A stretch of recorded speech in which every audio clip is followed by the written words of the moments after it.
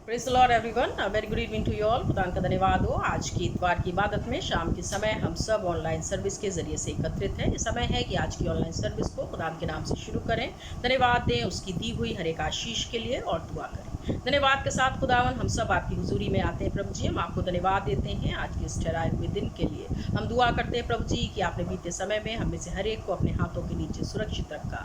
हमारा गीतों का गाया जाना, कलाम का पढ़ना और सुनना और प्रभु जी प्रार्थनाओं का किया जाना, ये सब कुछ आपको स्वीकार हो। सारा आदर इज्जत प्रभु जी हम आपको देते हैं और प्रार्थना विनती आपके नाम से मांगते हैं, इसे सुनो ग्रहण करें, आमीन। इससे पहले अजीज़ों कि हम आज की इबादत को शुरू करें, आज का ये जो दिन है वो बहुत ही महत्वपूर्ण है, बहुत ही ख़ास है। पहला तो ये कि आज का दिन परमेश्वर की ओर से उसके लिए ठहराया हुआ दिन है कि उसके तमाम लोग अपने तमाम कामों को छोड़ के उसके नाम की हमदो सना करें। और दूसरी चीज़ ये है अजीज़ों कि हम सब जानते हैं कि आज का दिन पूरे संसार में फादर्स डे के रूप में मनाया जा रहा है। तो सबसे पहले a very happy father's day to all the fathers. मैं अपने कलीसिया के तमाम फादर्स को आज के दिन की मुबारकबाद देना चाहती हूँ और साथ ही साथ प्रार्थना करती हूँ उनके लिए कि प्रभु उनको आशीष दे, बरकत दे और उनके परिवारों को अपने हाथों के नीचे सुरक्षित रखे। आइए हम आज की इतवार की इबादत को खुदा उनके नाम से शुरू करें। शुरुआत में मेथोडिस्ट हिम बुक से हम लोग हिम नंबर निकाल लें, हिम नंबर 686। हिम नंबर 686, परम पिता की हम स्तुति गाएं, वही है जो बचाता हमें। इसकी पहली और दूसरी कड़ी को गाएं और अपने जिंदा खुदा उनके नाम की हम सना एक साथ मिलके करें। परम पिता की हम स्तुति गाएं, परम पिता की हम स्तुति गाएं, वो ही है जो बचाता हमें, सारे पापों को करता क्षमा, सारे रोगों को करता चंगा। परम पिता की हम स्तुति गाएं, वो ही है जो बचाता हमें, धन्यवाद दें उसके आसनों में, आनंद से आए उसके चरणों में, धन्यवाद दें उसके आसनों में, आनंद से आए उसके चरणों में, संगीत गाकर खुशी से मुक्ति की चट्टान को जय ललकारे। परम पिता की हम स्तुति गाएं, वो ही है जो बचाता हमें। इस समय अजीज़ों कि हम लोग अपने ईमान का इकरार एक साथ करेंगे, विश्वास वचन को एक साथ मिलकर दोहराएंगे। मैं एतकाद रखती हूँ खुदा कादिर मुतलक बाप पर, जिसने आसमान और ज़मीन को पैदा किया, और उसके इकलौते बेटे हमारे खुदावंद यीशु मसीह पर कि वो रूह कुदूस से मुजस्सिम होकर कुंवारी मरियम से पैदा हुआ, पैंतुस पिलातुस की हुकूमत में दुख उठाया, सलीब पर खींचा गया, मर गया और दफन हुआ, तीसरे दिन मुर्दों में से जी उठा, आसमान पे चढ़ गया, खुदा बाप कादिर मुतलक के दाहिने हाथ जा बैठा है, जहाँ से वो जिंदों मुर्दों के इंसाफ करने को आएगा। मैं एतकाद रखती हूँ रूह कुदूस पर, पाक कलीसिया आयाम पर, मुकद्दसों की रिफाकत, गुनाहों की माफ़ी, जिस्म के जी उठने और हमेशा की ज़िंदगी पर, आमीन। इस समय अजीज़ों कि हम खुदा उनके कलाम से पढ़ने के लिए निकालेंगे। मेरे साथ में आप बाइबल में से पढ़ने के लिए निकाल लें लूका रचित सुसमाचार, उसका 15वां अध्याय और उसकी 20 आयत से लेके उसकी 24 आयत तक। The gospel according to Saint Luke chapter 15 and verses beginning from 22-24। मैं पढ़ती हूँ हम सब के लिए। अगर आप अपनी बाइबलों को खोले हुए हैं तो आप मेरे साथ पढ़ने के लिए निकालें। तब वो उठकर अपने पिता के पास चला। वो अभी दूर ही था कि उसके पिता ने उसे आता देखकर तरस खाया और अपने पुत्र से कहा कि पिता, जो कि मैंने स्वर्ग के विरोध में पाप किया है और तेरी दृष्टि में भी पाप किया है, और अब मैं इस योग नहीं रहा कि तेरा पुत्र कहलाऊं। परंतु पिता ने अपने दासों से कहा कि झट अच्छे से अच्छा वस्त्र निकाल कर इसको पहनाओ, उसके हाथ में अंगूठी और पाँवों में जूतियाँ पहनाओ, और पला हुआ बछड़ा लाकर काटो ताकि हम खाएं और आनंद मनाएं, क्योंकि मेरा ये पुत्र खो गया था, मर गया था, अब जी उठा है, खो गया था और अब मिल गया है, और वे आनंद करने लगे। खुदा अपने कलाम के पढ़े और सुने जाने की समझ हमें से हर एक को अता करे। ये समय है कि हम खुदा के कलाम की तरफ जाएंगे। इससे पहले कि हम परमेश्वर के वचन की तरफ जाएं, आइए एक बार फिर से अपने सरों को उसकी हुजूरी में झुकाएं, धन्यवाद दें आज के इस दिन के लिए, प्रार्थना करें अपनी कलीसिया के लिए और विशेष प्रार्थना करें तमाम फादर्स के लिए, तमाम पिताओं के लिए, उनके परिवारों के लिए। अपने सरों को झुकाएं, उसकी हुजूरी में चलें और दुआ करें। धन्यवाद के साथ खुदावंद एक बार फिर से हम आपकी हुजूरी में आते हैं प्रभु जी। आज के इस मुबारक दिन के लिए प्रभु जी हम आपको धन्यवाद देते हैं। विशेष तौर से आज की इबादत में खुदावंद आपको अपने बीच में प्रभु जी आमंत्रित करते हैं। प्रार्थना करते हैं प्रभु जी कि आप अपनी उपस्थिति का एहसास हम में से हर एक को कराएं।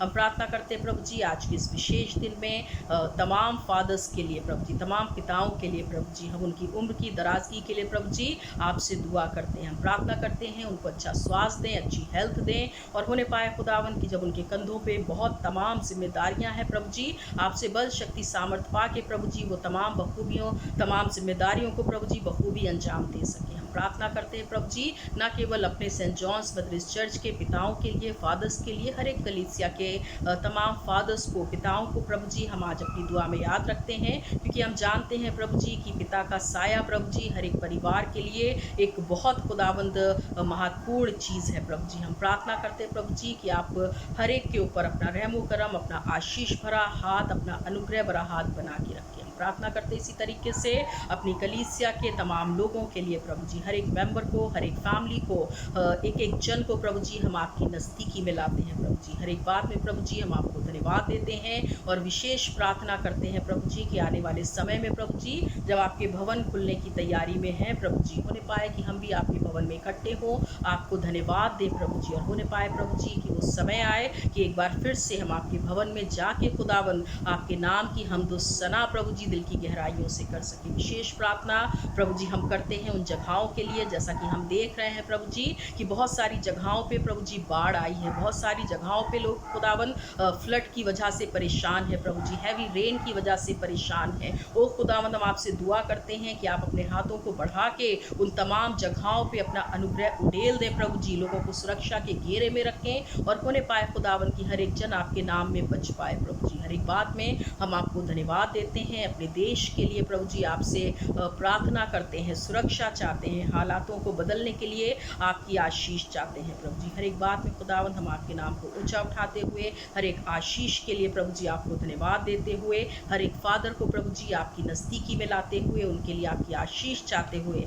ये प्रार्थना विनती आपके नाम से मांगते हैं, इसे सुने ग्रहण करें, आमीन। इस समय अजीज़ों की हम परमेश्वर के वचन की तरफ चलेंगे। जैसा कि मैंने पढ़ा लूका रचित सुसमाचार उसका 15 अध्याय और उसकी 20 आयत से लेके उसकी 24 आयत तक। यहाँ पे अगर हम देखें अजीज़ों तो यहाँ पे वर्णन है उड़ाऊ पुत्र का। यहाँ पे उड़ाऊ पुत्र के विषय में परमेश्वर का वचन कहता है। एक बार फिर से अगर मैं इसकी 11 आयत से आपके सामने पढ़ूँ तो आप मेरे साथ में निकाल सकते हैं। The gospel according to Saint Luke chapter 15 and verses beginning from 11। जहाँ इस प्रकार से लिखा है कि फिर उसने कहा कि किसी मनुष्य के 2 पुत्र थे, उनमें से छोटे ने अपने पिता से कहा कि हे पिता, संपत्ति में से जो भाग मेरा हो वो मुझको दे दीजिए, और उसने अपनी संपत्ति बांट दी। बहुत दिन ना बीते थे कि छोटा वाला जो पुत्र था वो सब कुछ इकट्ठा करके दूर देश को चला गया और वहाँ उसने गलत कामों में अपनी संपत्ति को उड़ा दिया। परंतु जब वो सब कुछ खर्च कर चुका तो उस देश में बड़ा अकाल पड़ा और वो कंगाल हो गया।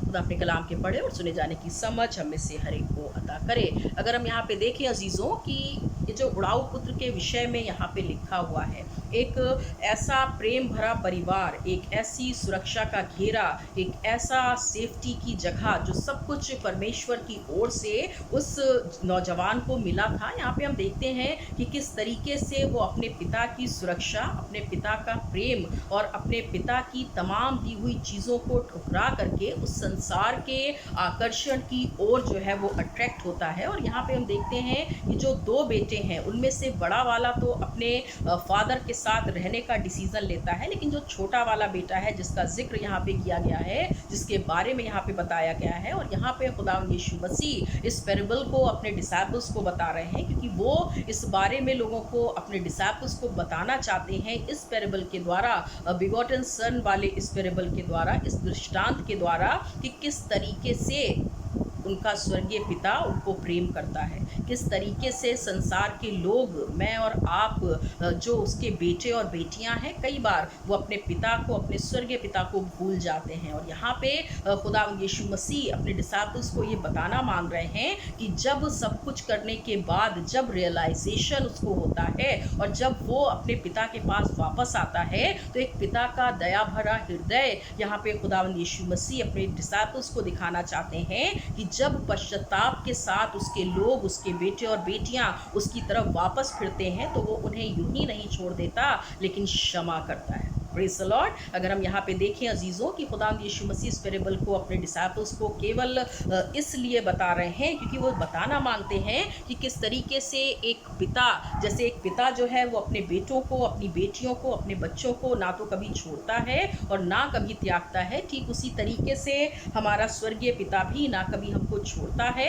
और ना कभी हमको अजीज़ों त्यागता है। यहाँ पे अगर हम देखें कि किस तरीके से वो जो बेटा है, जो छोटा वाला बेटा है, अपने पिता से कहता है कि मुझे मेरी संपत्ति का, मेरी प्रॉपर्टी का पोर्शन मुझे दे दे और मैं जो हूँ, मेरा शेयर मुझे दे दे मेरी प्रॉपर्टी का, और मैं अब यहाँ पे तेरे साथ नहीं रहना चाहता। यहाँ पे दुख की बात है अजीज़ों कि जो ब्लेसिंग उसको अपने पेरेंट्स के साथ रह के, जो आशीष उसको अपने पिता के साथ रह के मिल रही है, जब वो अपने पिता के घर में है तो एक सुरक्षा, एक सेफ्टी उसके साथ में है। जब वो अपने फादर के घर में है तो वो ब्लेसिंग, वो आशीषें उसके साथ में है। जब वो अपने पिता के घर में है तो पिता का प्रेम उसके साथ में है। अगर वो अपने पिता के साथ में जब तक है, तब तक पिता की बनाई हुई उसके भविष्य के लिए तमाम योजनाएं उसके साथ में है। लेकिन उसके बाद भी यहाँ पे हम देखते हैं कि सब कुछ मिलने के बाद भी वो इस बात को कहता है कि I want to leave this place, I want to leave you, मैं तुमको छोड़ना चाहता हूँ, मैं इस जगह को छोड़ना चाहता हूँ। क्यों? क्योंकि ये जो संसार का अट्रैक्शन है,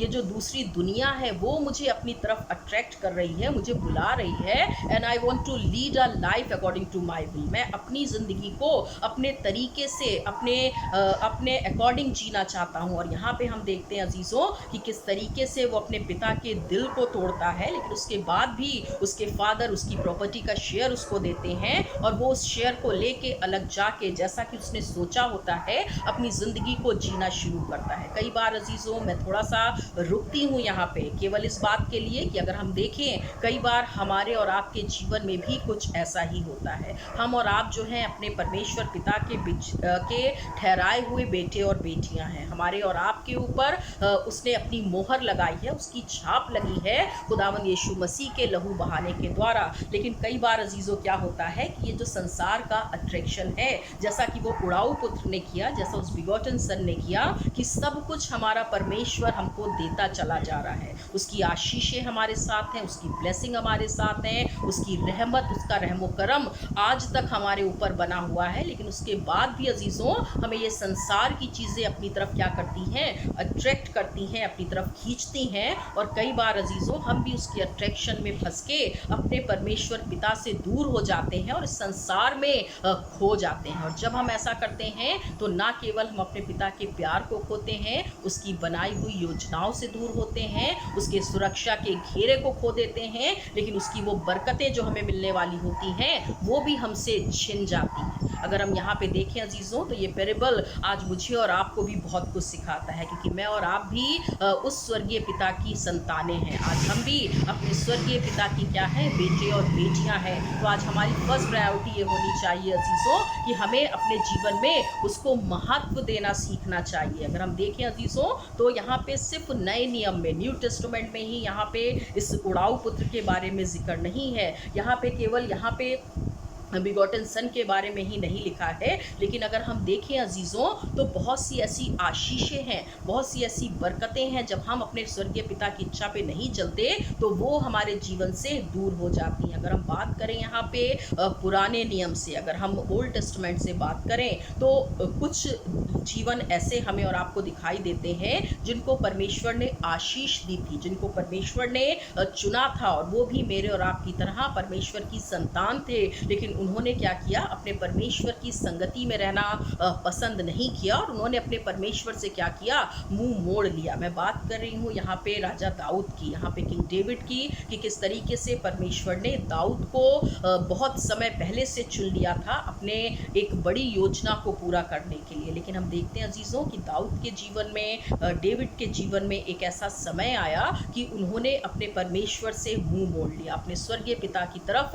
उन्होंने जो है अपना रुख बदल लिया। और हम देखते हैं कि किस तरीके से उनके जीवन में वो गुनाह आया, किस तरीके से उनके जीवन में वो पाप आया। और हम देखते हैं कि जब वो गुनाह उनके जीवन में आया, तब जिस तरीके से जब गुनाह करने के बाद ये उड़ाऊ पुत्र जो है वो पश्चाताप करता है, अपने पिता से अलग होने के बाद वो इस चीज़ को रियलाइज़ करता है that I have done something very wrong, कि हाँ मैंने कुछ बहुत गलत किया है, and I have go back to my father. अब मुझे सच में अपने स्वर्गीय अपने पिता के पास वापस जाना चाहिए। ठीक उसी तरीके से किंग डेविड जो है, राजा दाऊद जो हैं, वो भी रियलाइज़ करते हैं बतशेबा के कारण उनके जीवन में जो गुनाह आया होता है। एक समय उनके जीवन में ऐसा आया कि he has realize that thing, उन्होंने उस गुनाह को ना केवल रियलाइज़ किया, उन्होंने रिपेंट किया, but he went to his lord, लेकिन फिर से वो अपने परमेश्वर पिता की तरफ क्या हुए, वापस लौट आए। Praise the Lord. और हम देखते हैं कि उन्होंने इस भजन को लिखा कि हे पिता मुझे धो के शुद्ध कर दे, मेरा हृदय को धो के हिम से भी अधिक